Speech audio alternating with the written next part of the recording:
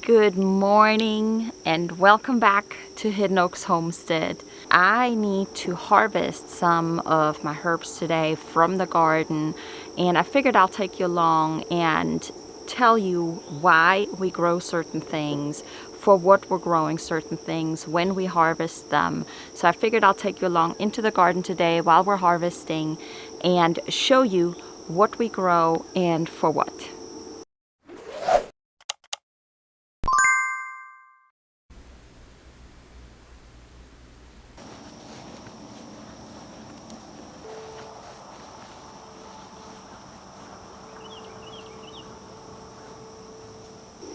We put a lot of videos out about different things, everything homesteading related. We have recipes up, we have livestock videos up, we have gardening videos up, we have building and DIYs. And one of my passions are herbal remedies and a holistic approach to health. So one of the things that I've always been passionate about from a very young age is taking care of my health and my family's health with a holistic approach, with plants, with foraged goods that I find in the forest. And from a fairly young age, at about 12 or so, I started building a real interest with this. So I've done a lot of reading and self-study on these things. And when we moved here to Florida, I had to learn and relearn a few things because, especially with foraging, a lot of the flora and fauna are different here than what I grew up with in Germany. But there's also some things that I can grow easily here that I can't necessarily grow back in Germany. So I'm excited about those plants. Some of the herbs we grow are strictly perennial here in growing zone 8B, which is amazing because I have access to them all year, every year, and I don't have to replant them. So I'm going to show you some of those as well as some of the ones that we have to plant every year. Some of the herbs that we grow here are well known for using in the kitchen for seasonings, but they also have medicinal properties. A lot of these do. One of these plants that I really love because it attracts pollinators, it's a perennial plant, it smells amazing, it's great for cooking, and it comes with a lot of medicinal properties, is rosemary. So rosemary, of course, is used in the kitchen, but it's also a medicinal plant, and it's great to treat muscle pains, muscle spasm. It's great to promote hair growth. It's actually it makes a great elixir to for memory loss. So it's used widely to help concentrate. I'm actually going to make some cooking oil with it and an elixir and a tea that I can use when I'm at work because I definitely find myself losing focus, and this will help me. I'm growing a couple of different mints. I have lemon mint, I have spearmint, I have peppermint, I have chocolate mint, and that's it. And they all taste a little bit different. They all have about the same health properties. And of course, you're probably, if you have ever chewed gum or used toothpaste in your life, which I'm sure you have, you know a lot of them have a minty taste to it. And that simply comes from the medicinal use of this plant because it does help promote oral health, which that makes sense with gum and toothpaste. Mint makes a great tea as well, and we do like to eat it fresh around here. It makes a great lemonade, it makes a great tea. It's also used as stress relief. It's used for muscle spasms and stomach problems. It helps settle your stomach. So it's a great herb to have around, and it's another one of those that I can grow perennial here. It will come back every year. It grows prolifically. You can simply take a pup, root it, and multiply this plant all over the place. And of course, it smells good. Another great plant that I planted for the first time this year, and it is something that I have to plant every year because the winters don't get super cold, but cold enough for basil to die off. So I do have to replant basil every year, and this year I planted lemon basil, Tulsi, which is holy basil, and regular basil. And a lot of the basils have the same health properties. Lemon basil, as the name says, smells very lemony, citrusy, and it's a great plant to have in our garden to kind of keep mosquitoes at bay. It's a great pollinator plant, and it just smells amazing. Like every time you touch it, oh, it's an amazing smell. Traditionally, basils are used to regulate the digestive system as well as the respiratory system. Geez, that's a hard word to say. So you'll find it in a lot of natural cough medicines and things like that. It also, basil has bone strengthening properties and blood clotting properties. So it is great as a tea, it's great as a lemonade. You can also make it into a salve to kind of help with that blood clotting when it comes to cuts and things like that.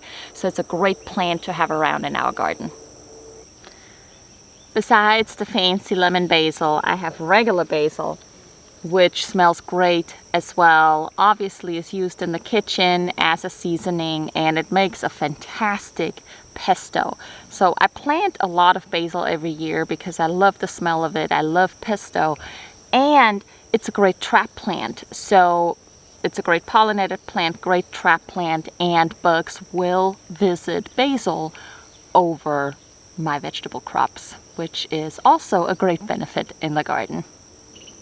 Another herb I grew this year because I was really excited about it was, or is, Tulsi, holy basil, and lots of people drink it as a tea. You can make salve, you can make infused oil. There are a lot of things that you can do with Tulsi, and it has a lot of great medicinal properties. So we're going to harvest some today. It's early in the morning here. It's like 6:30 in the morning, so the sun is not up yet, which is a great time to harvest any kind of herbs that you're growing. With Tulsi and with holy basil, you want to let the plant flower, or you want to let it flower but not quite bloom yet. That's the best time to harvest it, and the best time of day is really early in the morning before it gets too hot. Holy basil is considered a super plant because it does a lot of different things for a lot of different ailments. It's great for respiratory, it's great to support heart health, it's great to support skin health.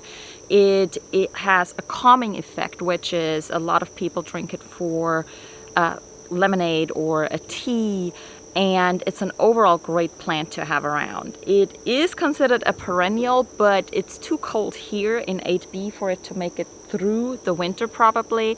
So we're going to harvest most of it away. We're going to try to overwinter it and see how it does, see if it comes back next year, but we're also going to save seed for next year. So I'm excited about growing this every year because it smells amazing, it has amazing properties, and it looks so gorgeous. Look at it. Look at these purple flowers. Gorgeous. We also grew calendula this year, and I already harvested that, and the holy basil has kind of taken over. It was in the same bed as this. And calendula is great for skin conditions, in general, for treating bruises, cuts. And so right now I have calendula infusing inside in some oil, along with some usnea that I foraged locally for its antibacterial and antiviral properties. And I'm going to make a salve and a lotion out of it to treat dry hands, because I don't like to wear gloves in the garden, so I have dry and dirty hands all the time, and I'm excited to have something to help me with that. Echinacea is another thing that I grow here. It's kind of died back with the heat wave that we've got right now.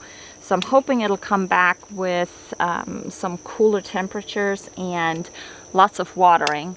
But Echinacea, of course, is marketed a lot for cold and flu symptoms. It's an immune booster, and well, it's a beautiful flower, so it makes for a very, very beautiful bouquet, and it treats cold and flu symptoms.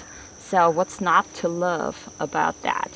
It's definitely something that I grow every year. Now with this holy basil, what we're going to do with it, we're going to air dry some of it, and we're going to put some in the dehydrator because I have so much. I want to preserve some for long-term storage. I want to air dry some for some tea, and then of course I'm going to collect seeds once these things go to actual bloom. We also grow butterfly peas and Roselle, and both of these originally we grew for tea because they make very flavorful tea with butterfly pea making blue tea, pea tea. Okay, there's a lot of P's and T's in here. Butterfly pea makes blue tea. Roselle makes a beautiful, gorgeous pink, bright pink tea, and of course they have a lot of health benefits. Butterfly peas are a great plant to add to your diet as a digestive help, and it also helps with hair loss and hair health in general, which is great. The Roselle tea has so many amazing properties. Roselle is a really great plant to grow down here in the south to make tea out of because it helps you with your electrolytes. It's a great way to get that back in your body when you're working out here in the heat. It's a great remedy for weight loss. It helps with menstrual cramps. So when you're seeing these teas and these ailments for expecting mothers, it's a great tea to help with any kind of stomach problems. It's a great tea to help you calm down.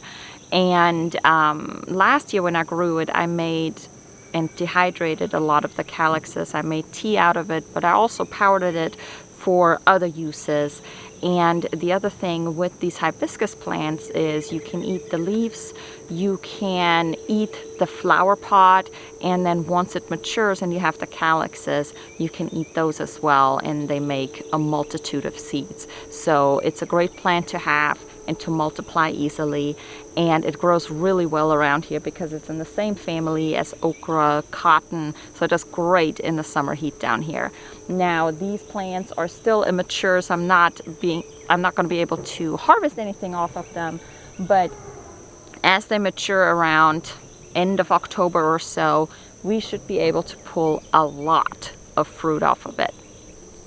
So there are a lot of things that we grow in our garden. There are a lot of things that I go into the forest for and forage wildly. I have a different video up on that. I'll link it over here. And so there are many different things that you can find for free in the wild that will help boost your immune system and help you support your health journey. But there are also a lot of great things that you can grow in the garden that can be used as cooking support, so to cook with and to season your foods with. But these plants also have medicinal properties, and they are great trap plants and pollinator plants. So there's really no reason why you shouldn't add herbs to your garden journey. I hope I shared a little bit of inspiration with you on why I do what I do and for which reasons I love herbs in general. I love being able to holistically support my health journey, the health journey for my children, my husband, and for our animals as well, because a lot of these plants and these herbal plants can be used for your animal health as well. So I definitely recommend looking into it a little bit more. I'll share some books that I like to use both for foraging and for herbal guidance, for you to self-study on as well. And happy foraging, happy making your own medicinal plants, your own medicinal, not making the plants, you're growing the plants and then you're making stuff out of them. So I hope you're enjoying that. I hope you're having a lot of fun with it. There are so many great things out here in nature growing that you can either propagate, or you can grow in your garden, or you can forage for. So you have fun, be brave, and grow something good.